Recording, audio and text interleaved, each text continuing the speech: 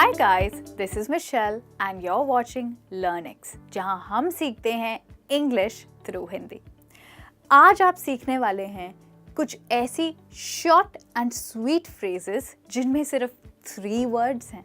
That's right, only 1, 2 and 3 words. In phrases को आप as it is यानी बिल्कुल ऐसे का ऐसे ही अपनी इंग्लिश कॉन्वर्सेशंस में ऐड कर सकते हैं। इन फ्रेजेस को हम कहते हैं बाइनोमियल पेयर्स, दैट्स राइट, और ये आपकी मदद करते हैं एडवांस्ड और फ्लुएंट इंग्लिश बोलने में। तो आइए शुरुआत करते हैं आज के लेसन की। दोस्तों, इससे पहले कि हम बाइनोमियल पेयर्स को याद करना शुरू करें, उससे पहले हमें जानना होगा कि बाइनोमियल पेयर्स होते क्या हैं। वेल, ये एक ऐसा एक्सप्रेशन है जिसमें 2 वर्ड्स एक कंजंक्शन जैसे कि एंड या और के साथ जुड़ते हैं, जैसे कि नीट एंड टाइडी या फिर सूनर और लेटर, लिटिल बाय लिटिल। दोस्तों, आपको ये समझना ज़रूरी है कि बाइनोमियल पेयर्स में हमेशा वर्ड ऑर्डर फिक्स्ड होता है, यानी कि तय होता है। जैसे कि आप नीट एंड टाइडी को टाइडी एंड नीट नहीं कह सकते हैं, ऐसे ही सूनर और लेटर को लेटर और सूनर नहीं कह सकते हैं। अगर आप ऐसे करेंगे तो इनका मतलब खो जाएगा। चलिए आइए सीखते हैं अब कुछ बाइनोमियल पेयर्स जो एंड के साथ बनते हैं। तो हमारा आज का पहला बाइनोमियल पेयर है नीट एंड टाइडी। इसका मतलब होता है साफ सुथरा। For example, Shikha's office is always neat and tidy. Shikha का ऑफिस हमेशा साफ सुथरा रहता है। Even her house is neat and tidy. उसका घर भी हमेशा साफ और सुथरा रहता है। My son keeps his bedroom neat and tidy but my daughter's room is always a mess. मेरा बेटा अपने बेडरूम को साफ सुथरा रखता है, लेकिन मेरी बेटी के कमरे में हमेशा गंदगी होती है। तो यहाँ पर हमने यूज़ किया है नीट एंड टाइडी। एक और example, even though they are from poor family, their home is always neat and tidy. भले ही वो गरीब परिवार के हैं, लेकिन उनका घर हमेशा साफ सुथरा होता है। दोस्तों, आप नीट एंड टाइडी की जगह नीट एंड क्लीन भी कह सकते हैं। इसका भी मतलब होता है साफ सुथरा। जैसे कि द बाजार is quite neat and clean. बाजार काफ़ी साफ और स्वच्छ यानी साफ और सुथरा है। तो इस तरीके से दोस्तों आप नीट एंड टाइडी या नीट एंड क्लीन का इस्तेमाल करेंगे किसी जगह की सफाई के बारे में बात करने के लिए। तो है ना, ये सिर्फ 3 मैजिकल वर्ड्स जिनको आप एज इट इज अपनी कॉन्वर्सेशंस में डाल सकते हैं। हमारा सेकंड बाइनोमियल पेयर है फार एंड वाइड। इसका मतलब है दूर दूर तक। जैसे कि they searched far and wide for the missing child. उन्होंने लापता बच्चे को दूर दूर तक तलाशा। People came from far and wide to see the concert. Concert देखने के लिए लोग दूर दूर से आए। His fame has spread far and wide. उसकी प्रसिद्धि दूर दूर तक फैल गई है, यानी बहुत लोग दूर दूर तक उसको जानते हैं। तो इस तरीके से दोस्तों आप इस्तेमाल करेंगे फार एंड वाइड का, मतलब दूर दूर तक। अब मिलता जुलता हमारा नेक्स्ट बाइनोमियल पेयर है फेम एंड फॉर्च्यून। इसका मतलब होता है पैसा और प्रसिद्धि।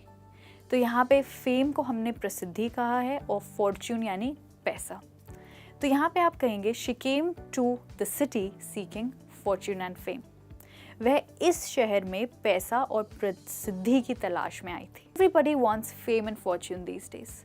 आजकल सबको पैसे और प्रसिद्धि चाहिए। हमारा नेक्स्ट बाइनोमियल पेयर जो एंड से जुड़ता है वो है सिक एंड टायर्ड, यानी किसी चीज से तंग आ जाना, परेशान हो जाना। Ashima was sick and tired of her boss, so she decided to quit her job. Ashima अपने बॉस से तंग आ गई थी, इसलिए उसने नौकरी छोड़ने का फैसला किया। The boy was sick and tired of doing his lengthy homework. वह लड़का अपने लंबे होमवर्क को करने से तंग आ गया था। अगर आप अपनी जॉब से परेशान हैं क्योंकि आपको बहुत लंबे घंटे काम करने पड़ते हैं और सैलरी सिर्फ थोड़ी सी मिलती है, तो आप कहेंगे I am sick and tired of working long hours for such little salary. मैं इतनी कम सैलरी के लिए लंबे समय तक काम करने से तंग आ गया। हमारा नेक्स्ट बाइनोमियल पेयर है शॉर्ट एंड स्वीट। वेल, ये है हमारी इन सीरीज़ का टाइटल। हमारी इस सीरीज़ का टाइटल है शॉर्ट एंड स्वीट।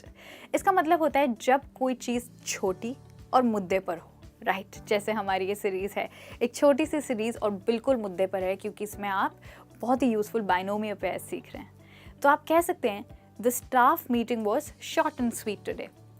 आज की स्टाफ मीटिंग संक्षेप और मुद्दे पर थी। आप कह सकते हैं her speech was short and sweet. उसकी स्पीच संक्षेप और मुद्दे पर थी। संक्षेप एज इन ब्रीफ या फिर शॉर्ट, उसको हम संक्षेप बोलेंगे। सो शॉर्ट एंड स्वीट का मतलब होता है छोटा और मुद्दे पर। प्रोज एंड कॉन्स, इसका मतलब होता है फायदा और नुकसान। तो आप कह सकते हैं we need to look at the pros and cons before signing this contract. हमें ये कॉन्ट्रैक्ट साइन करने से पहले उसके फायदे और नुकसान समझने पड़ेंगे। This job has more cons than pros, that's why I will not do it. इस जॉब के फायदे से ज़्यादा नुकसान है, इसलिए मैं इसे नहीं करूँगी। नेक्स्ट बाइनोमियल पेयर है दोस्तों नल एंड वॉइड, यानी अमान्य, यानी कोई चीज़ जो वैलिड ही नहीं है, इनवैलिड। किसी अमान्य इनवैलिड चीज़ को आप कहेंगे नल एंड वॉइड। तो दोस्तों आपने देखा होगा कि जब किसी कॉन्ट्रैक्ट पर कोई डेट नहीं होती है या फिर ढंग से साइन नहीं होते हैं तो वो नल एंड वॉइड हो जाता है, यानी इनवैलिड हो जाता है। उसको आप कहेंगे when a contract doesn't have a date और proper signatures, it is null and void, यानी अमान्य। एक और एग्जाम्पल, यदि एक चुनाव का परिणाम नल एंड वॉइड है तो वह कानूनी रूप से अमान्य है। If the result of an election is null and void, it is not valid. अगर आपकी दादी या आपकी मम्मी आपको कहती हैं कि तुम कितनी पतली हो, तो आपके लिए एक खास इडियम है, वो है स्किन एंड बोन्स, यानी कोई ऐसा व्यक्ति जो बेहद पतला हो। वेल, स्किन एंड बोन्स पर एक बहुत पॉजिटिव टर्म नहीं है, ये थोड़ा सा नेगेटिव है। अगर आप किसी को कहते हैं it looks as if you just have skin and bones, तो आप कह रहे हैं कि ऐसे लगता है कि तुम इतनी पतली हो कि तुम बीमार हो। तो स्किन एंड बोन्स बीमारी का लक्षण होता है। एक एग्जाम्पल देखते हैं, your brother is just skin and bones, has he been sick. तुम्हारा भाई बहुत पतला है, क्या वह बीमार है? तो इस तरीके से आप इस्तेमाल करेंगे स्किन एंड बोन्स का। याद रखिए कि एक नेगेटिव टर्म है। अगर कोई आपको वैसे पतला लगता है और आप उन्हें कॉम्प्लीमेंट करना चाहते हैं तो आप कह सकते हैं you are so slender. Slender यानी स्लिम ट्रिम। नेक्स्ट इडियम है बाय एंड लार्ज, यानी सब मिलाकर या फिर कुल मिलाकर। अब अगर आपको अपने ट्रिप के बारे में कहना हो तो आप कह सकते हैं we missed the train, we had to buy another ticket, but by and large the trip was unforgettable. हमारी ट्रेन छूट गई और हमें नई टिकट खरीदनी पड़ी, लेकिन कुल मिलाकर हमारा ट्रिप बहुत ही बढ़िया था। There are a few things about the area I live that I don't like, but by and large it's a nice place to live. मुझे अपने एरिया के बारे में कुछ चीज़ें हैं जो नहीं पसंद है, पर कुल मिलाकर ये रहने के लिए अच्छी जगह है। अगर आप एग्ज़ाम की बात कर रहे हैं तो आप कह सकते हैं some questions were out of syllabus, but by and large my exam went well. कुछ सवाल सिलेबस से बाहर थे, पर कुल मिलाकर मेरा एग्जाम अच्छा गया। और दोस्तों हमारा आज का लास्ट इडियम है आउट एंड अबाउट, यानी घर से बाहर रहना और कुछ ना कुछ करते रहना। तो आप कह सकते हैं I can't sit doing nothing, I have to be out and about most of the time. मैं घर पर खाली नहीं रह सकती हूँ, मुझे ज़्यादा समय घर से बाहर बिताना पसंद है, कुछ ना कुछ करते हुए। एक और example, despite a lot of pain she was out and about. काफ़ी दर्द के बावजूद वह घर से बाहर काम कर रही थी। अगला एग्जाम्पल है she is always out and about doing one thing और अनदर। वह हर वक्त घर से बाहर होती है, कुछ ना कुछ करते हुए। 10 और शॉर्ट एंड स्वीट फ्रेजेस जो कि एंड लगाकर जोड़ी गई हैं। इन फ्रेजेस को आप डायरेक्टली अपने रोज़मर्रा की कॉन्वर्सेशंस में ऐड कर सकते हैं, इंग्लिश में फ्लुएंट और कॉन्फिडेंट साउंड करने के लिए। तो let's get started. My name is Michelle and you are watching Learnex, जहां हम सीखते हैं इंग्लिश थ्रू हिंदी। तो शुरुआत करने से पहले हमें ये पता होना चाहिए कि बाइनोमियल पेयर्स होते क्या हैं। वेल, ये शॉर्ट एंड स्वीट फ्रेजेस हैं जिनको हम कंजंक्शन जैसे कि एंड, और बाय जैसे वर्ड्स लगाकर जोड़ सकते हैं। और याद रखिएगा, इनका ऑर्डर हमेशा फिक्स्ड यानी तय होता है। जैसे कि आप सेफ एंड साउंड को साउंड एंड सेफ नहीं बोल सकते हैं, it will always say safe and sound. तो चलिए आइए सीखते हैं अब कुछ बाइनोमियल पेयर्स जो एंड लगाकर जोड़े गए हैं। So our first binomial pair is part and parcel, यानी कि अहम हिस्सा। तो जब कोई चीज किसी कार्य का अहम हिस्सा होती है उसको आप कहते हैं पार्ट एंड पार्सल। जैसे कि stress is a part and parcel of working long hours. तनाव लंबे घंटों के लिए काम करने का एक अहम हिस्सा है। एक और, regular maintenance is part and parcel of owning a car. Regular maintenance गाड़ी रखने का अहम हिस्सा है। Stress is part and parcel of a job. तनाव जॉब का एक अहम हिस्सा है। तो ये है हमारा आज का पहला binomial pair which is part and parcel. हमारा नेक्स्ट बाइनोमियल पेयर है सेफ एंड साउंड, यानी सही सलामत। ओके, तो इसको आप कुछ ऐसे यूज कर सकते हैं। Jitesh had a car accident but fortunately he is safe and sound. Jitesh का कार से एक्सीडेंट हुआ लेकिन सौभाग्य से वह सही सलामत है। एक और एग्जाम्पल देखते हैं। The school boy who got lost was finally found safe and sound. वह स्कूल का बच्चा जो खो गया था वह आखिर में सही सलामत मिल ही गया। One more example, I am glad to see you home safe and sound. मुझे यह देखकर खुशी हुई कि आप घर सही सलामत लौट गए हैं। तो इस तरीके से दोस्तों आप हमारे आज के सेकंड बाइनोमियल पेयर को यूज करेंगे जो है सेफ एंड साउंड। हमारा थर्ड बाइनोमियल पेयर है live and let live. Well, live and let live Gandhi ji का एक प्रिंसिपल है, यानी उनका एक सिद्धांत है जिसका मतलब है जियो और जीने दो, यानी दूसरों के साथ सहनशील होना, मतलब दूसरों को एक्सेप्ट या टॉलरेट करना। ओके, एक एग्जाम्पल देखते हैं। गांधी जी का फिलॉसफी था जियो और जीने दो। Gandhi जी's philosophy was to live and let live। अगर आपको इसको अपने किसी फ्रेंड के साथ यूज करना है तो आप कह सकते हैं, at first my roommate use to quarrel a lot but now we have decided to live and let live. पहले मेरी रूममेट बहुत झगड़ा करती थी पर अब हमने डिसाइड किया है कि हम जिएंगे और जीने देंगे। इसको आप कह सकते हैं लिव एंड लेट लिव। क्या आपको पता था कि आप इस बाइनोमियल पेयर को अपनी कॉन्वर्सेशंस के लिए भी यूज़ कर सकते हैं? नहीं, राइट? सो आज के बाद आप लिव एंड लेट लिव को सिर्फ स्लोगन ही नहीं बट अपनी कॉन्वर्सेशंस में भी यूज़ कर सकते हैं। हमारा नेक्स्ट बाइनोमियल पेयर है रूल्स एंड रेगुलेशंस। इसका मतलब होता है नियम और कानून। एक एग्जाम्पल देखते हैं। क्राइम को निपटने के लिए हर कम्युनिटी में नियम और कानून आवश्यक है।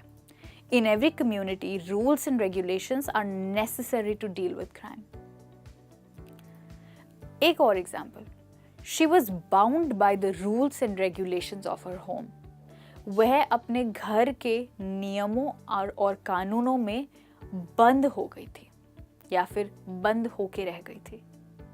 She was bound by the rules and regulations of our home. हमारा आज का फिफ्थ बाइनोमियल पेयर है hustle and bustle. इसका मतलब होता है चहल पहल। ओके, तो आप कह सकते हैं, मैं एक बड़े शहर की चहल पहल को बर्दाश्त नहीं कर सकता। I can't stand the hustle and bustle of a big city. तो अगर आप एक विलेज में रहते हैं या फिर किसी सेक्लूडेड एरिया में रहते हैं जहाँ पे कम लोग हैं तो आप ये सेंटेंस बोल सकते हैं। एक और एग्जाम्पल, हमारा पहाड़ों का ट्रिप शहरी हलचल से एक अच्छा ब्रेक था। Our trip to the hills was a nice break from urban hustle and bustle. यहाँ पे अर्बन का मतलब है दोस्तों शहरी, यानी शहर की चीज़। मुझे शहर की हलचल से बहुत प्यार है। I love living among the hustle and bustle of the city. जब भी हो सके मैं मॉल और शॉपिंग सेंटर की हलचल से बचता हूँ। I avoid the hustle and bustle of malls and shopping centers whenever I can. हमारा आज का सिक्स्थ बाइनोमियल पेयर है पीस एंड क्वाइट। वेल, ये है हसल एंड बसल का बिल्कुल ऑपोजिट। इसका मतलब होता है शांति और चुप्पी, यानी स्पेशली जब आप बहुत ज़्यादा शोर से निकलने के बाद किसी शांत जगह पर पहुँचे, उसे आप कह सकते हैं पीस एंड क्वाइट। तो इसका एक एग्जाम्पल देखते हैं। I think we need to leave her alone. She needs a bit of peace and quiet. शायद हमें उसे अकेला छोड़ देना चाहिए, उसे थोड़ी देर के लिए शांति और चुप्पी की ज़रूरत है। I want some peace and quiet on this vacation, so I'm not taking my phone and my laptop. मुझे इस छुट्टी पर थोड़ी शांति और चुप्पी चाहिए, इसलिए मैं अपना फ़ोन और अपना लैपटॉप नहीं लेके जाऊंगी। I'm taking the kids for a movie so that my wife can get some peace and quiet in the evening. मैं बच्चों को एक फिल्म दिखाने ले जा रहा हूँ ताकि मेरी वाइफ को शाम को थोड़ी शांति मिल सके। तो इस तरीके से दोस्तों आप यूज़ कर सकते हैं पीस एंड क्वाइट को, जो है हसल एंड बसल का ऑपोजिट। हसल एंड बसल है चहल पहल और पीस एंड क्वाइट है शांति और चुप्पी। और अब हमारा आज का 7th पेयर है wear and tear. That's right दोस्तों, हम इसे वियर और टीयर नहीं कहेंगे, हम इसे कहेंगे वेयर एंड टेयर। ओके, तो इसका मतलब होता है जब आप लंबे टाइम के लिए किसी वस्तु को रेगुलरली यूज़ करते हैं तो उस पर जो उसका प्रभाव पड़ता है उसको आप वेयर एंड टेयर कहते हैं। इसको हिंदी में हम टूट फूट भी कह सकते हैं, घिस पिस भी कह सकते हैं, यानी कि जब किसी चीज़ को आप बहुत यूज़ कर लें उसके बाद जो उस पर असर पड़ता है। तो इसका एक एग्जाम्पल देखते हैं। When you calculate the value of a used car, you have to consider the wear and tear. जब आप एक इस्तेमाल की गई कार की वैल्यू जांचने की कोशिश करते हैं तो आपको उसकी घिस पिस पर भी विचार करना चाहिए, यानी wear and tear पे। I drive carefully and have my car serviced regularly to avoid wear and tear. मैं सावधानी से गाड़ी चलाता हूँ और घिस पिस से बचने की कोशिश करता हूँ, इसके लिए मैं बार बार अपनी गाड़ी को सर्विस पर भेजता हूँ। My cell phone works perfectly fine. It just has a little bit of wear and tear. मेरा फ़ोन बिल्कुल सही से चलता है, बस इसमें थोड़ी सी घिस पिस है, यानी wear and tear। अब हमारा आज का 8th बाइनोमियल पेयर है bits and pieces, यानी छोटी छोटी चीज़ें। अब आप सोचिए एक शादी में कितनी चीज़ें करनी होती हैं। इनविटेशन कार्ड देने होते हैं, गाड़ी हायर करनी होती है, फोटोग्राफर हायर करना होता है। तो इन सब चीज़ों के लिए आप कह सकते हैं there are bits and pieces involved in a wedding. शादी में बहुत सारी छोटी छोटी चीज़ें करनी होती हैं। और हमारा आज का नेक्स्ट बाइनोमियल पेयर है ऑन एंड ऑफ। दोस्तों ऑन एंड ऑफ के 3 अलग मतलब हो सकते हैं। पहला मतलब है कभी कभी, जैसे कि even after getting a sales job I am still working on and off as a waiter. Sales job मिलने के बाद भी मैं कभी कभी वेटर की तरह काम कर लेता हूँ, प्रॉबेबली अपनी फैमिली को सपोर्ट करने के लिए या किसी और रीज़न के लिए। एक और एग्जाम्पल, ऑन एंड ऑफ का दूसरा मतलब है थोड़ा थोड़ा। सो अब एक एग्जाम्पल होगा, with so much worry I only slept on and of last night. इतनी चिंता के साथ मैं कल रात को थोड़ा थोड़ा ही सो पाई। ओके, इसका मतलब है ऑन एंड ऑफ, यानी थोड़ा थोड़ा। अब ऑन एंड ऑफ का तीसरा मतलब होता है बीच बीच में। ओके, इसका एक एग्जाम्पल है, it has been raining on and of since yesterday. इसका मतलब होगा कल से यहाँ पर बीच बीच में बारिश हो रही है, यानी कि रेगुलरली बारिश नहीं हो रही है, सिर्फ बीच बीच में हो रही है। इसको आप कहेंगे ऑन एंड ऑफ। अब हमारा नेक्स्ट बाइनोमियल पेयर है अप्स एंड डाउन्स। इसका मतलब है उतार चढ़ाव। ओके, जैसे कि जीवन के उतार चढ़ाव, मुश्किल समय के उतार चढ़ाव। अब इसका एग्जाम्पल देखते हैं। Presently, I am going through the ups and downs in my life.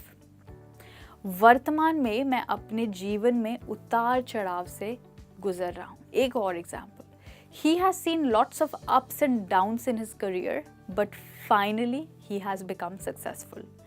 उसने अपने करियर में बहुत सारे उतार और चढ़ाव देखे, पर आखिरकार वो सफल हो ही गया है। The ups and downs in a relationship are routine. You just have to cope with them. रिश्तों में उतार चढ़ाव तो होते ही रहते हैं, आपको सिर्फ उनका सामना करना है। Sheila and Jatin had their ups and downs, but they are now married for more than 20 years. Sheila और जतिन के जीवन में उतार चढ़ाव आए, लेकिन अब वो 20 से अधिक सालों से भी शादीशुदा हैं। एंड दोस्तों, हमारा आज का लास्ट बाइनोमियल पेयर है लाउड एंड क्लियर, मतलब कान खोलकर सुन लो। इसका हम एक एग्जाम्पल देखते हैं। You should not go out of the house until I come back. Do you hear me loud and clear? तुम्हें मेरी बात कान खोलकर सुननी है। तुम घर से बाहर नहीं जाओगे जब तक मैं लौट के ना आऊं। और अगर कोई बार बार अपनी बात को रिपीट करके आपको बोल रहा है तो आप कह सकते हैं you need not repeat it, I heard you loud and clear. आपको बार बार रिपीट करने की ज़रूरत नहीं है, मैंने आपकी बात कान खोलकर सुन ली है, यानी लाउड एंड क्लियर। आज फिर से आपका स्वागत है मेरे शॉर्ट एंड स्वीट फ्रेजेस के एक और नए लेसन में।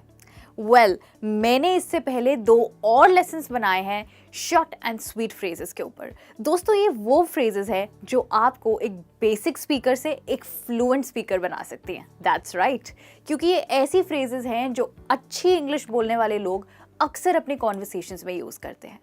तो आज आप सीखने वाले हैं 10 और बाइनोमियल पेयर्स जो कि एंड से जुड़ते हैं। तो इंतज़ार किसका है, आइए शुरू हो जाते हैं। मेरा नाम है मिशेल, आप देख रहे हैं लर्निक्स, जहां हम सीखते हैं इंग्लिश थ्रू हिंदी। तो आज का हमारा पहला बाइनोमियल पेयर है ऑड्स एंड एंड्स। इसका मतलब होता है इधर उधर की चीज़ें।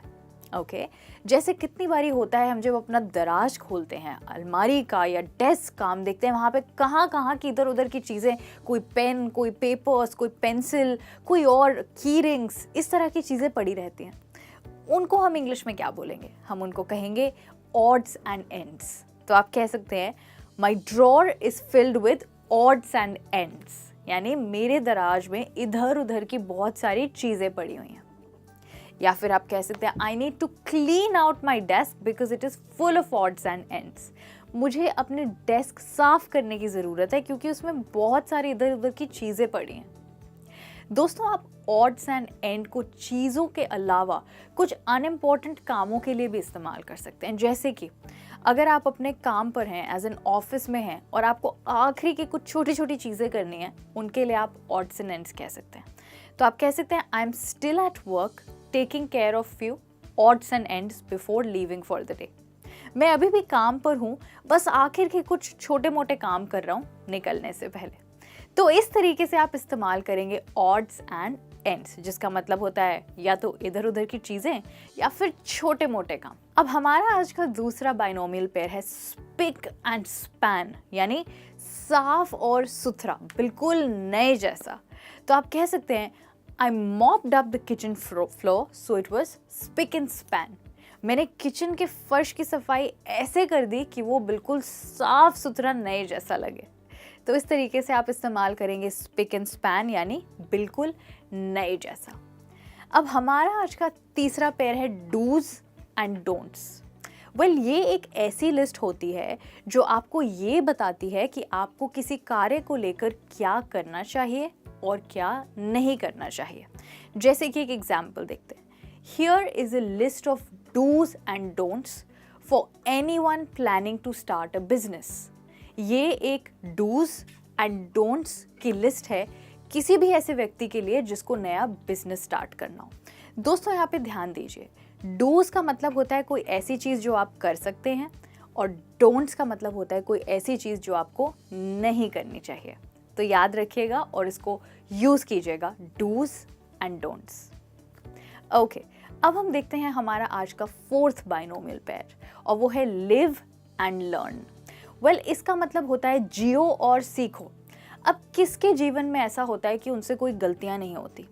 जीवन के अनुभवों से ही हम सब सीखते हैं, है ना? तो इसका एक एग्जाम्पल देखते हैं। Live and learn is my motto, you can learn a lot from your mistakes. जीना और सीखना मेरा मकसद है, आप अपनी गलतियों से बहुत कुछ सीखते हैं। एक और एग्जाम्पल, अब अगर आप अपनी बाइक को बर्फ़ में चलाएंगे तो क्या होगा? It can be a big mistake, हो सकता है आपका एक्सीडेंट हो जाए। तो आप कहेंगे I will never ride a bike in snow again. You live and learn. मैं अपने पूरे जीवन में कभी भी बाइक को स्नो में नहीं चलाऊंगा। क्या कर सकते हैं? हम जीते हैं और सीखते हैं। एक और एग्जाम्पल, इमेजिन कीजिए कि आपको आपके किसी फ्रेंड ने धोखा दे दिया, तो भी आप लिव एंड लर्न का इस्तेमाल कर सकते हैं। आप कह सकते हैं I thought I could trust him but I couldn't. You live and learn. मुझे लगा था मैं उस पर विश्वास कर सकती हूँ, पर नहीं, उसने मेरी उम्मीदों पर पानी फेर दिया। हम जीते हैं और सीखते हैं। तो अब आगे बढ़ते हैं और देखते हैं हमारा नेक्स्ट बाइनोमियल पेयर, वो है डन एंड डस्टेड, यानी कि जब कोई काम सफलतापूर्वक समाप्त हो जाए। जैसे आप कोई काम करने के बाद अपने हाथों को ऐसे करते हैं ना, इसका मतलब होता है डन एंड डस्टेड। तो जब आपके एग्जाम्स ओवर होते हैं, आपको इतना रिलीफ महसूस होता है, तो आप कह सकते हैं my exams are done and dusted, यानी कि मेरे एग्जाम सफलतापूर्वक खत्म हो गए हैं। ऐसे ही आप किसी डील के लिए भी कह सकते हैं the deal is done and dusted, ये सौदा सफलतापूर्वक हो गया है। ऐसे ही आप कह सकते हैं I am tired but at least the workout is done and dusted. हाँ, मैं थक गया हूँ, पर मैंने कम से कम वर्कआउट सफलतापूर्वक समाप्त तो कर दिया। तो ये हुआ डन एंड डस्टेड, यानी कोई चीज़ जब बहुत अच्छे से समाप्त हो जाती है। अब हमारा नेक्स्ट स्मार्ट फ्रेज है डाउन एंड आउट, यानी कोई ऐसा व्यक्ति जिसके पास कोई समर्थन, कोई साधन या कोई पैसे ना हो, यानी कि कोई ऐसा व्यक्ति जो बहुत बुरी हालत में है और गरीब भी है। ठीक है, तो इमेजिन कीजिए आपके कोई फ्रेंड के बारे में बात हो रही है या किसी जानकार के बारे में बात हो रही है। आप अपने दोस्त से बात करें, पूछते हैं हाउ इज तरुण, तरुण कैसा है। आप कहेंगे तरुण के बारे में तो मत पूछो, वो तो आजकल बहुत बुरी हालत में। तो आप कहेंगे don't ask about Tarun, he is basically down and out these days, यानी बहुत बुरी हालत में होना। एक और example, I have never seen so many down and out people in one place. मैंने कभी भी इतने सारे गरीब लोगों को एक जगह में नहीं देखा। वो होगा डाउन एंड आउट, यानी लोग जो अच्छी हालत में नहीं हैं। हमारा नेक्स्ट स्मार्ट फ्रेज है ब्लैक एंड वाइट, यानी सफ़ेद और काला। तो आप ब्लैक एंड वाइट का इस्तेमाल कर सकते हैं जब आप कलर्स का जिक्र कर रहे हैं। जैसे कि एक एग्जाम्पल देखते हैं, 80s में हमारे पास एक ब्लैक एंड वाइट टीवी था। Back in the 80s we had a black and white TV. I am sure आपने ये फ्रेज पहले भी यूज़ किया। एक और एग्जाम्पल, डैडी जब आप बच्चे थे तो क्या कंप्यूटर भी ब्लैक एंड वाइट में आते थे? Daddy were computers black and white when you were a kid? Right. तो ब्लैक एंड वाइट काफ़ी सिंपल सा स्मार्ट फ्रेज है। इसका हम जिक्र और इसका यूज़ तब करते हैं जब हमें कलर्स की बात करनी हो। Next is rock and roll. Well, ये एक तरह का संगीत है, यानी it's a type of music, जो कि ऐसा म्यूज़िक है जिस पे लोगों को डांस करना पसंद है। इसको कहा जाता है रॉक एंड रोल। तो अगर ये आपका फेवरेट म्यूज़िक है तो आप कह सकते हैं rock and roll is my favourite music. एक और एग्जाम्पल देखते हैं, रॉक एंड रोल का दूसरा मतलब है कुछ शुरू करने की उत्सुकता। जैसे कि अगर आप किसी ट्रिप पे जा रहे हैं तो आप अपने दोस्तों से पूछ सकते हैं एवरीवन रेडी टू गो, सब चलने के लिए तैयार हैं? और आपके दोस्त आपको जवाब देंगे yes let's rock and roll, यानी हाँ चलो चलें। तो ये है दो मतलब रॉक एंड रोल के। ये म्यूजिक भी हो सकता है या कुछ स्टार्ट करने की एक्साइटमेंट। और हमारा नेक्स्ट स्मार्ट फ्रेज है रिसर्च एंड डेवलपमेंट। ये तो एक बिजनेस का डिपार्टमेंट होता है, यानी एक ऐसा डिपार्टमेंट आपकी कंपनी का जहाँ पे लोग रिसर्च करते हैं और किसी प्रोडक्ट को बेहतर बनाने की कोशिश करते हैं। तो आप कुछ ऐसे कह सकते हैं I do quite a lot of research and development work in my job. मैं अपनी नौकरी में काफ़ी रिसर्च और डेवलपमेंट का कार्य करता हूँ। या फिर आप कह सकते हैं the company has a large budget for research and development. दोस्तों, इस वाले फ्रेज में ज़रूरी है कि आप प्रोनाउंसिएशन को ध्यान से सुने। ये रिसर्च नहीं बट रिसर्च होता है, और डेवलपमेंट नहीं बट डेवलपमेंट होता है। That's right. फिर से बोलिए, डेवलपमेंट। और यहाँ पे हम पहुँच गए हैं हमारे आज के लास्ट बाइनोमियल पेयर पे, और वो है मिल्क एंड हनी, यानी दूध और शहद। वेल, इसका इस्तेमाल हम तब करते हैं जब हम किसी ऐसी जगह की बात कर रहे हैं जहाँ पर बहुत पैसा हो और जो बहुत अच्छी और परफेक्ट जगह मानी जाती हो। जैसे कि बहुत लोगों को लगता है कि यूनाइटेड स्टेट्स में बहुत पैसा है और सक्सेस है। Well, that's right. तो आप कह सकते हैं many people think that United States is a land of milk and honey, यानी दूध और शहद का जगह। इसका मतलब है कि बहुत ही परफेक्ट लाइफस्टाइल आप वहाँ पर बिता सकते हैं। तो ऐसी जगह के लिए कह सकते हैं आप land of milk and honey. ये है हमारे short and sweet English phrases की सीरीज का नेक्स्ट लेसन। और आज आप सीखेंगे कुछ और मज़ेदार बाइनोमियल पेयर्स जो एंड के साथ जोड़े जाते हैं। जी हाँ, एंड डोंट फॉरगेट कि ये ऐसी फ्रेजेस हैं जो आपकी मदद करेंगी इंग्लिश में कुछ क्विक और इजी फ्रेजेस को याद करने में। मेरा नाम है मिशेल, आप देख रहे हैं लर्निक्स, जहां हम सीखते हैं English through Hindi. So let's get started. तो दोस्तों, हर लेसन की तरह ज़रूरी है सबसे पहले ये समझना कि बाइनोमियल पेयर्स क्या होते हैं।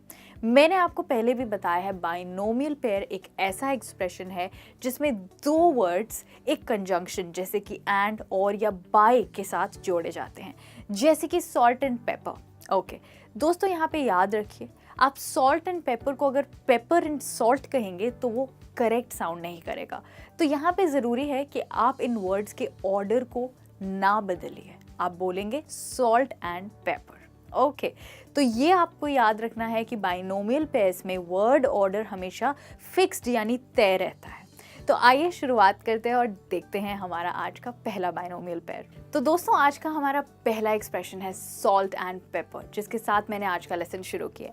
तो मैंने आपको ऑलरेडी बताया सॉल्ट एंड पेपर का मतलब होता है नमक और काली मिर्च, पर मुझे पता है कि आप ऑलरेडी ये जानते हैं इसके सिवा सॉल्ट एंड पेपर का मतलब क्या हो सकता है। वेल, सॉल्ट एंड पेपर का मतलब ब्लैक एंड वाइट भी हो सकता है। जैसे कि अगर किसी व्यक्ति के फेस पे थोड़ी सी वाइट और थोड़ी सी ब्लैक दाढ़ी है तो उसका आप कह सकते हैं तुम पर ये सॉल्ट एंड पेपर लुक बहुत सूट करता है। This salt and paper looks really good on you, यानी कि उनकी बियर्ड थोड़ी सी ब्लैक और थोड़ी सी वाइट है, इसलिए वो उन पे बहुत सूट करती है। सिमिलरली अगर किसी ने ब्लैक और वाइट कलर के कपड़े पहने हैं तो भी आप कह सकते हैं this salt and paper looks great on you, यानी ये सॉल्ट एंड पेपर मतलब ब्लैक एंड वाइट कलर के कपड़े तुम पर बहुत ही कमाल लगते हैं। तो दोस्तों, सॉल्ट एंड पेपर का मतलब सिर्फ नमक और काली मिर्च ही नहीं, सॉल्ट एंड पेपर का मतलब ब्लैक एंड वाइट भी हो सकता है। तो आइए देखते हैं हमारा नेक्स्ट फ्रेज। अब हमारा नेक्स्ट फ्रेज है नाउ एंड देन। इसका मतलब होता है समटाइम्स, यानी कभी कभी। ओके, एक एग्जाम्पल देखते हैं। He is not a big drinker but he enjoys a cocktail now and then. इसका मतलब है वे ज़्यादा ड्रिंक नहीं करता है पर कभी कभी उसे कॉकटेल बहुत अच्छी लगती है। अब कॉकटेल का मतलब होता है एक ऐसी ड्रिंक जिसमें अल्कोहल हो और साथ में कोई फ्लेवर भी हो, उसको आप कॉकटेल बोलते हैं। ओके, एक और example. Do you play football? क्या तुम फुटबॉल खेलते हो? No, I am not a big fan. I might watch a match now and then. नहीं, मैं बहुत बड़ा फ़ैन नहीं हूँ फुटबॉल का, बस ऐसे ही कभी कभी मैच देख लेता हूँ। तो यहाँ पर मैंने कभी कभी के लिए समटाइम्स की जगह नाउ एंड देन का इस्तेमाल किया, जो कि एक एडवांस फ्रेज़ है आपकी इंग्लिश को इम्प्रूव करने के लिए। एक और एग्जाम्पल देखते हैं। अगर कोई आपसे पूछे तुम्हारी हॉबी क्या है, व्हाट्स योर हॉबी, आप कहेंगे I like to go for a movie now and then. मुझे कभी कभी फिल्म देखने जाना पसंद है। अगेन यहाँ पे समटाइम्स ना यूज़ करके हमने नाउ एंड देन का इस्तेमाल किया। What do you do on weekends? तुम वीकेंड्स पर क्या करते हो? I go to visit my parents now and then. मैं कभी कभी अपने पेरेंट्स को विजिट करने जाता हूँ वीकेंड्स पे। ग्रेट। तो दोस्तों, ये है आपका सेकंड स्मार्ट फ्रेज जिसका मतलब है कभी कभी, और समटाइम्स की जगह आप कह सकते हैं नाउ एंड देन। हमारा नेक्स्ट फ्रेज है लॉस्ट एंड फाउंड, यानी खोया और पाया। वेल, ये एक ऐसा स्थान है जहाँ आपके खोए हुए वस्तुओं को आप फिर से ढूंढ सकते हैं। जिसका मतलब है अगर आप किसी कंपनी में काम करते हैं, उस कंपनी में ज़रूर एक डिपार्टमेंट होगा लॉस्ट एंड फाउंड, जहाँ पे खोई हुई चीज़ें सब कलेक्ट करी जाती हैं ताकि जो उनके मालिक हैं वो उनको आके वापस ले लें। तो अगर आपने अपना मोबाइल खो दिया है, आपको लॉस्ट एंड फाउंड डिपार्टमेंट में चेक करना चाहिए। If you have lost your mobile, you can check with the lost and found department. हमारा नेक्स्ट फ्रेज है सिंगिंग एंड डांसिंग। इसका मतलब होता है गाना बजाना और नाचना। तो आप कह सकते हैं there was a lot of singing and dancing on my brother's wedding. मेरे भाई की शादी पे बहुत नाच गाना हुआ। तो जैसे हम हिंदी में नाच गाना कहते हैं, उसको आप सिंपली इंग्लिश में कह सकते हैं सिंगिंग एंड डांसिंग। दोस्तों, हमारा नेक्स्ट फ्रेज कुछ सॉल्ट एंड पेपर जैसा है और वो है sugar and spice. Well sugar and spice का मतलब होता है चीनी और मिर्ची, पर एक्चुअली इसका मतलब है किसी चीज़ में मसाला ऐड करना। ओके तो अगर आप किसी व्यक्ति के लिए कह रहे हैं कि वो शुगर एंड स्पाइस की तरह हैं, तो आप कह रहे हैं कि वो बहुत फ्रेंडली हैं, बहुत ही ईजिली सबसे दोस्त बन जाते हैं। तो इसके लिए एक एग्जाम्पल है, she is all sugar and spice. इसका मतलब है कि वो बहुत फ्रेंडली है। तो एक फ्रेंडली इंसान के लिए आप कह सकते हैं शुगर एंड स्पाइस। अब हमारा अगला फ्रेज है थिक एंड थिन, यानी मोटा और पतला। वेल दोस्तों, इसका मतलब है बुरा समय और अच्छा समय। तो जब आप बुरे समय और अच्छे समय की बात कर रहे हैं तो आप थिक एंड थिन बोल सकते हैं। फॉर एग्जाम्पल आप कह सकते हैं my friend supported me through the thick and thin. मेरे दोस्त ने मुझे बुरे और अच्छे समय में सपोर्ट किया। एक और example, if you really loved him you would have stuck by him through the thick and thin. अगर तुम उससे सच में प्यार करती तो तुम उसके बुरे और अच्छे समय में उसके साथ बनी रहती। दोस्तों यहाँ पे स्टिक बाय हिम का मैंने पास्ट फॉर्म लिया और मैंने कहा है स्टक बाय हिम। तो स्टिक का सेकंड फॉर्म होता है स्टक। हमारा नेक्स्ट फ्रेज है टॉस एंड टर्न। दोस्तों टॉस एंड टर्न का मतलब होता है करवटें बदलते रहना। अब अगर किसी दिन रात को आपको नींद नहीं आ रही है, आप सो नहीं पा रहे हैं, तो आप करवटें बदलते रहते हैं, कभी राइट और कभी लेफ्ट। उसको इंग्लिश में हम कहते हैं टॉस एंड टर्न। मैं जब भी किसी होटल बेड पे सोती हूँ तो मुझे आसानी से नींद नहीं आती, मैं ज़्यादातर करवटें बदलती रहती हूँ। Whenever I sleep on a hotel bed, I can't sleep easily. I keep tossing and turning. अब अगर आपको लगता है कि आपके कोई दोस्त हैं जो ढंग से सो नहीं पाए हैं, उनके लिए आप कहेंगे you look tired, what's wrong? आप बहुत थके हुए दिख रहे हैं आज, क्या हो गया? हो सकता है आपको जवाब में वो बोलें my neighbour was having a party and I was tossing and turning all night due to the noise. मेरे पड़ोसी एक पार्टी कर रहे थे और सारी रात मैं शोर की वजह से करवटें बदलता रहा। अच्छा, और एक चीज़ और, जब मैं कॉफ़ी पीती हूँ सोने से पहले तो भी मैं ढंग से नहीं सो पाती, मैं करवटें बदलती रहती हूँ। If I drink coffee before sleeping I toss and turn all night. Okay और जब आप तनाव में होते हैं दोस्तों, स्ट्रेस्ड होते हैं, चिंता की वजह से सो नहीं पाते हैं, तब भी आप इस फ्रेज का इस्तेमाल कर सकते हैं। आप कह सकते हैं I tossed and turned all night because I was stressed. मैं पूरी रात स्ट्रेस की वजह से करवटें ही बदलता रहा। अब हमारा नेक्स्ट फ्रेज है एक खास तरह के कपड़ों के लिए, वो है wash and wear. Well wash and wear कुछ ऐसे कपड़े होते हैं जिन्हें आप धो के सुखा के सीधा पहन सकते हैं, यानी कि आपको उन्हें इस्त्री मतलब आयरन प्रेस करने की ज़रूरत नहीं होती। ये एक खास तरह के कपड़े होते हैं, इन्हें हम कहते हैं वॉश एंड वेयर। तो आप कह सकते हैं this is a wash and wear shirt, यानी ये शर्ट सीधा धुलने के बाद पहनी जा सकती है, इसको इस्त्री करने की ज़रूरत नहीं है। हमारा नेक्स्ट फ्रेज है नट्स एंड बोल्ट्स। इसका मतलब होता है कुछ करने की प्रक्रिया, यानी कुछ करने का प्रोसेस। तो अगर आप किसी बिजनेस की बात कर रहे हैं और कोई व्यक्ति है जिसको बिजनेस चलाना नहीं आता है, तो आप कह सकते हैं when it comes to the nuts and bolts of running a business she doesn't know much. जब एक बिजनेस चलाने की प्रक्रिया की बात आती है तो उसको उस बारे में ज़्यादा नहीं पता है। तो नट्स एंड बोल्ट्स का मतलब है कुछ करने की प्रक्रिया। हमारा नेक्स्ट फ्रेज है शो एंड टेल, यानी दिखाओ और बताओ। वेल ये स्कूल्स में या ऑर्गेनाइजेशंस में एक एक्टिविटी होती है जिसमें जो पार्टिसिपेंट्स होते हैं उनको बोला जाता है कि वो कोई वस्तु को प्रस्तुत करें और उसके बारे में बताएं। जैसे कि आप कह सकते हैं she can bring her toy to school for show and tell, यानी वो अपने टॉय को स्कूल में लेके जा सकती है शो एंड टेल की एक्टिविटी के लिए, यानी कि वो उसके बारे में दिखाकर उसके बारे में और बता सकती है। सबसे पहले हम सीखेंगे कि हम सबसे पहले को इंग्लिश में कैसे बोलेंगे। That's right. तो कितनी बारी होता है ना दोस्तों, जब आप किसी से बात कर रहे हैं, आप कहना चाहते हैं सबसे पहले तो मैं ये कहूँगा, राइट? उसको आप इंग्लिश में कैसे कहेंगे? आप कहेंगे first and foremost I want to say. Okay, तो इसका मतलब है सबसे पहले आप क्या कहेंगे। तो अगली बारी जब आप ये बोलेंगे आप यही फ्रेज यूज़ करेंगे, आप कहेंगे फर्स्ट एंड फॉरमोस्ट। ओके, अब जानते हैं कि स्लिम एंड ट्रिम का मतलब क्या होता है। वेल स्लिम एंड ट्रिम का मतलब आपको पता है, इसका मतलब होता है फिट होना या पतला होना, इसको आप स्लिम एंड ट्रिम कहते हैं। अब अगर कोई व्यक्ति वर्कआउट करता है फिट रहने के लिए तो उनके लिए आप कह सकते हैं she works out to stay slim and trim, यानी वो स्लिम एंड ट्रिम रहने के लिए वर्कआउट करती है। अब ज़रा सोचिए कि स्लिम एंड ट्रिम को हम और कैसे इस्तेमाल कर सकते हैं। अब अगर आप अपनी कंपनी की बात कर रहे हैं, आपको लगता है कि आपकी कंपनी में खर्चा बहुत ज़्यादा हो रहा है, उसके लिए आप कहेंगे कि हमें अपने कंपनी के खर्चे को कम करने की ज़रूरत है। उसके लिए आप कह सकते हैं we need to slim down and trim our companies expenses, यानी हमें अपने कंपनी के खर्चों को कम करना है। ओके, तो इस तरीके से भी आप स्लिम एंड ट्रिम का इस्तेमाल कर सकते हैं। अब अगला फ्रेज है विम एंड विगर। वेल दोस्तों, मैं यहाँ पे बर्तन धोने वाले विम की बात नहीं कर रही हूँ। यहाँ पे विम का मतलब है एनर्जी यानी ऊर्जा, और विगर का मतलब है दम, जिसे कहते हैं फिजिकल स्ट्रेंथ या ताकत।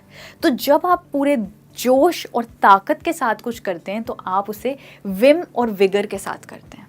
अब अगर मैं अपनी दादी माँ की बात करूँ, वैसे तो वो 80 ईयर्स की हैं, पर फिर भी उनमें बहुत जोश और ताकत है। इसलिए मैं कहती हूँ even though my grand mother is 80, she is full of Vim and vigour. Okay, अब अगर आप वेट रिड्यूस करना चाहते हैं तो आपको क्या करना होगा? वेल, आपको रोज़ एक्सरसाइज करनी पड़ेगी पूरी अपनी शक्ति, अपनी ताकत के साथ, जोश के साथ। इसके लिए भी मैं ऐसे कुछ सलाह दे सकती हूँ।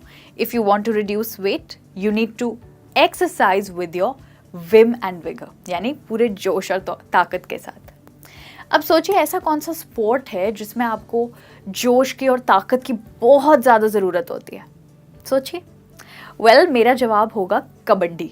और कबड्डी मुझे देखना इसीलिए पसंद है क्योंकि उसमें आपको अपनी जोश और ताकत डिस्प्ले करनी पड़ती है। तो उसके लिए मैं कहूँगी I love to watch kabaddi because you need to use your vim and vigour in this sport. Okay, तो दोस्तों इस तरीके से आप इस्तेमाल करेंगे विम एंड विगर का, यानी जोश और ताकत। अब कितनी बार दोस्तों हमें किसी ना किसी डिसीजन के लिए इंतज़ार करना होता है, और इंतज़ार के लिए हम क्या कह सकते हैं? हम कहते हैं हिंदी में हाँ देखेंगे क्या होगा। उसी को आप इंग्लिश में कहेंगे we have to wait and see, यानी अब हम कुछ नहीं कर सकते, हमें अब बैठ कर बस इंतज़ार करना है। उसके लिए आप कहेंगे we have to wait and see what happens. हमें इंतज़ार करना होगा और देखना होगा कि क्या होता है। अच्छा, अभी कल की ही बात है कि मैं एक फ्रेंड के घर पे खाना खाने गई, और पहले से ही मेरी एक मीटिंग अरेंज थी 8 बजे मुझे एक दूसरी फ्रेंड के साथ मूवी देखने जाना था।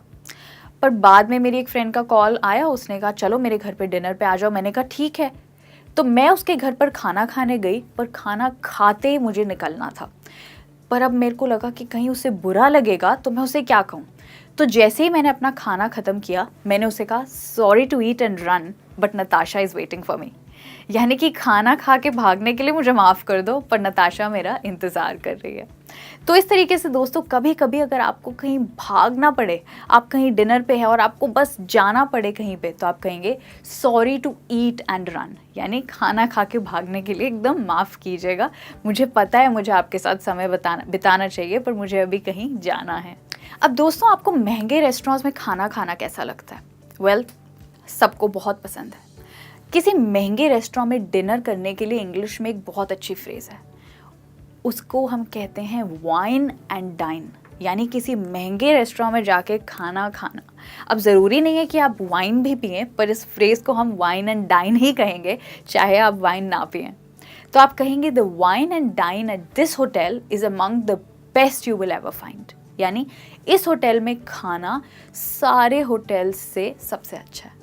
ओके, तो ये है वाइन एंड डाइन, यानी कि किसी महंगे रेस्टोरेंट में लेकर जाना। सो इसके लिए आप एक और चीज़ कह सकते हैं, उसे लगा कि अगर वो उसे महंगा डिनर कराएगा तो वो उसको हाँ कह देगी। He thought that if he would wine and dine her, she would say yes to his proposal. तो इस तरीके से आप वाइन एंड डाइन का इस्तेमाल करेंगे। अब कितनी बारी दोस्तों ऐसा होता है कि किसी चीज़ के लिए हमें कहना होता है कि वह हर समय यही करती रहती है। जैसे कि साक्षी, वो हर समय वो ही टी शर्ट और वो ही जीन्स पहनती है। उसके लिए मैं कहूँगी year in and year out, यानी हर बारी, जिसे हम कह सकते हैं हर साल।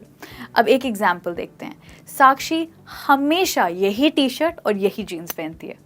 साक्षी wears this t-shirt and jeans year in and year out, यानी हमेशा हमेशा। अब ऐसा बहुत बारी होता है कि हम किसी को कोई वादा करते हैं, वादा करते हुए हम कहते हैं चाहे कुछ भी हो मैं ये करके ही रहूँगा। ओके, जैसे कि लतिका ने प्रॉमिस किया मुझे कि वो मेरे घर पे डिनर पे ज़रूर आएगी चाहे कुछ भी हो।